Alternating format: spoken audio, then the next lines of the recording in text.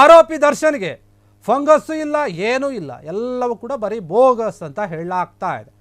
ನಟ ದರ್ಶನ್ ಈಗ ಜೈಲಲ್ಲಿದ್ದಾರೆ. ಸದ್ಯ ಪರಪ್ಪನ ಅಗ್ರಹಾರ ಜೈಲಿನ ಒಂದು ವಾಸವನ್ನು ಅನುಭವಿಸ್ತಾ ಇದ್ದಾರೆ. ಹೀಗಾಗಿ ಇವರ ಒಂದು ವಿಚಾರದಲ್ಲಿ ಆರೋಪಿ ದರ್ಶನ್ಗೆ ಫಂಗಸ್ಸು ಇಲ್ಲ, ಏನೂ ಇಲ್ಲ, ಬರೀ ಇಮ್ಮಡಿಯಲ್ಲಿ ಬಿರುಕು ಇದೆ ಅಷ್ಟೇ, ಯಾವ ಫಂಗಸ್ ಕೂಡ ಕಾಣಿಸ್ಕೊಂಡಿಲ್ಲ ಅವರಿಗೆ.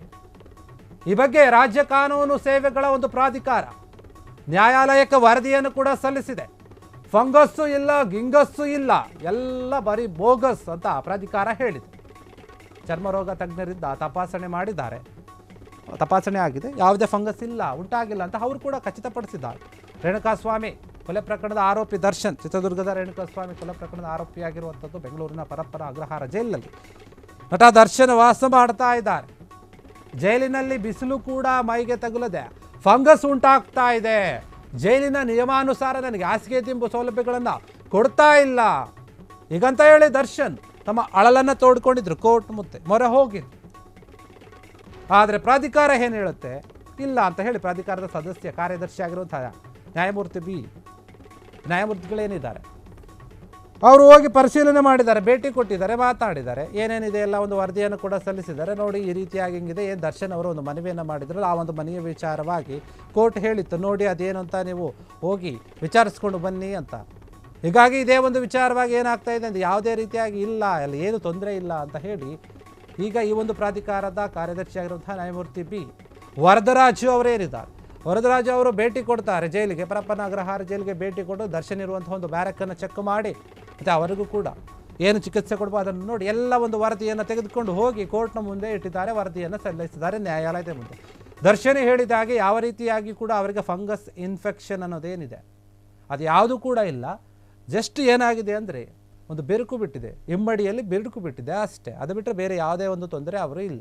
ಏನು ಅವರೊಂದು ಆರೋಪಗಳನ್ನು ಮಾಡಿದರು, ನಾನು ಬಿಸಿಲಿಗೆ ಹೋಗದೇನೆ ನನಗೆ ಫಂಗಸ್ ಆಗಿದೆ, ನನ್ನೆಲ್ಲೂ ಓಡಾಡೋಕ್ಕೆ ಬಿಡ್ತಾ ಇಲ್ಲ, ಅದು ಇದು ಅಂತ ಏನು ಹೇಳಿಕೊಂಡಿದ್ರು ಅದೆಲ್ಲವೂ ಕೂಡ ಅದೇನು ಇಲ್ಲ ಅಂತ ಹೇಳಿ ಪ್ರತ್ಯಕ್ಷವಾಗಿ ಪರಿಶೀಲನೆಯನ್ನು ನಡೆಸಿದೆ ಈ ಒಂದು ಕಾನೂನು ಪ್ರಾಧಿಕಾರ. ಪರಿಶೀಲನೆ ನಡೆಸಿ ಎಲ್ಲ ವರದಿಯನ್ನು ಕೋರ್ಟ್ಗೆ ಸಲ್ಲಿಸಿರುವಂಥದ್ದು. ದರ್ಶನ್ ಇರುವಂತಹ ಬ್ಯಾರಕ್ನ ಪರಿಶೀಲನೆ ಮಾಡಿದ್ದಾರೆ, ಪರಿಶೀಲನೆಯನ್ನು ಮಾಡಿ ವರದಿಯನ್ನು ಸಲ್ಲಿಸಿದ್ದಾರೆ. ಈಗ ದರ್ಶನ್ ಹೇಳಿದಂತಹ ಮಾತು ಒಂದು ರೀತಿಯಲ್ಲಿ ಸುಳ್ಳು ಅಂತ ಕಾಣಿಸ್ತಾ ಇದೆ. ಹೀಗಾಗಿ ಯಾವ ಒಂದು ಫಂಗಸ್ ಇಲ್ಲ, ಎಲ್ಲವೂ ಕೂಡ ಬೋಗಸ್ ಅನ್ನೋ ರೀತಿಯಲ್ಲಿ ಮಾತು ಕೇಳಿ ಬರ್ತಾ ಇದೆ. ದರ್ಶನ್ ಇರುವಂತಹ ಒಂದು ಬ್ಯಾರಕ್ಗೆ ಹೋಗಿ ಪರಿಶೀಲನೆ ಮಾಡಿದ್ದಾರೆ ಅಧಿಕಾರಿಗಳು, ಪ್ರಾಧಿಕಾರದ ಅಧಿಕಾರಿಗಳು ಹೋಗಿ ಎಲ್ಲವನ್ನು ಕೂಡ ಚೆಕ್ ಮಾಡಿದಾಗ ಈಗ ವಿಚಾರ ಗೊತ್ತಾಗಿದೆ. ಆ ವಿಚಾರವನ್ನು ನ್ಯಾಯಾಲಯದ ಮುಂದೆ ಇಟ್ಟಿದ್ದಾರೆ. ಇಮ್ಮಡಿಯಲ್ಲಿ ಅವರಿಗೆ ಬಿರುಕು ಇದೆ ಅಷ್ಟೇ, ಬೇರೆ ಯಾವುದೇ ಒಂದು ಫಂಗಸ್ನ ಒಂದು ಸಮಸ್ಯೆ ಇಲ್ಲ ಅವರಿಗೆ. ಅವರು ಹೇಳಿಕೊಂಡ ರೀತಿಯಲ್ಲಿ ಅಲ್ಲಿ ಏನೂ ಇಲ್ಲ, ಏನು ಅವರಿಗೆ ಸರಿಯಾದ ರೀತಿಯಲ್ಲಿ ಹಾಸಿಗೆ ದಿಂಬು ವ್ಯವಸ್ಥೆ ಕೊಡ್ತಾ ಇಲ್ಲ, ಮೂಲ ಸೌಕರ್ಯಗಳು ಸಿಗುತ್ತಾ ಇಲ್ಲ, ನನ್ನನ್ನು ಹೊರಗಡೆ ಓಡಾಡೋಕ್ಕೆ ಬಿಡ್ತಾ ಇಲ್ಲ, ಬಿಸಿಲನ್ನು ಕೂಡ ನಾನು ನೋಡಿಲ್ಲ, ಎಷ್ಟೋ ದಿನ ಆಗ್ಬಿಟ್ಟಿತ್ತು ಅಂತ ಹೇಳಿ ಎಲ್ಲ ಮನವಿ ಮಾಡಿದರು. ಹೀಗಾಗಿ ಎಲ್ಲ ಒಂದು ವಿಚಾರವಾಗಿ ಕೋರ್ಟ್ ಆದೇಶ ಕೊಡುತ್ತೆ, ಅವರು ಹೇಳಿದಂಥ ಒಂದು ರೀತಿಯಲ್ಲಿ ಹೋಗಿ ನೀವು ಚೆಕ್ ಮಾಡಿ ಪರಿಶೀಲನೆ ಮಾಡಿ ಅಂತ. ಕಾನೂನು ಸುವ್ಯವಸ್ಥೆಗಳ ಒಂದು ಪ್ರಾಧಿಕಾರ ಏನಿದೆ ಅದು ಹೋಗಿ ಚೆಕ್ ಮಾಡುತ್ತೆ. ಅಲ್ಲಿನ ಅವರು ಒಂದು ಅಧಿಕಾರಿಗಳು ಹೋಗಿ ಚೆಕ್ ಮಾಡ್ತಾರೆ. ಚೆಕ್ ಮಾಡಿದಾಗ ಈ ಒಂದು ವಿಚಾರ ಈಗ ಹೊರಗಡೆ ಬಂದಿದೆ.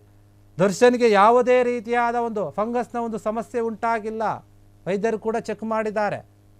ಹೀಗಾಗಿ ದರ್ಶನ್ ವಿಚಾರದಲ್ಲಿ ನೀವೇನು ತಲೆ ಕೆಡಿಸ್ಕೊಳ್ಬೇಡಿ, ಅವರು ಹೇಳಿದಂತಹ ಒಂದು ಹೇಳಿಕೆಗಳು ಎಲ್ಲವೂ ಕೂಡ ಒಂದು ರೀತಿಯಲ್ಲಿ ಸುಳ್ಳು, ಅವರು ಮಾನವೇ ಮಾಡಿದ್ದು ಕೂಡ ಸುಳ್ಳು ಅನ್ನೋ ಒಂದು ರೀತಿಯಲ್ಲಿ ಆಗ್ಬಿಡುತ್ತೆ. ಈಗ ದರ್ಶನ್ ಪರಪ್ಪನ ಅಗ್ರಹಾರ ಜೈಲಲ್ಲಿದ್ದಾರೆ ಬೆಂಗಳೂರಿನಲ್ಲಿ ಆರೋಪಿಯಾಗಿ.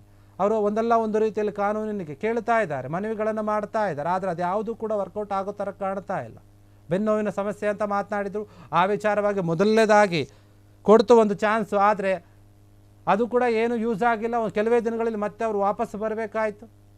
ಈಗ ಮತ್ತೆ ಬೆನ್ನೋವು ಅಂತ ಇದ್ದರು, ಅದ್ರ ಬಗ್ಗೆ ಕೂಡ ಅಲ್ಲೇ ವೈದ್ಯರನ್ನು ಕರೆಸಿ ಜೈಲಿನಲ್ಲೇ ಚಿಕಿತ್ಸೆ ಕೊಡುವಂಥ ಕೆಲಸ ಮಾಡ್ತಾ ಇದೆ.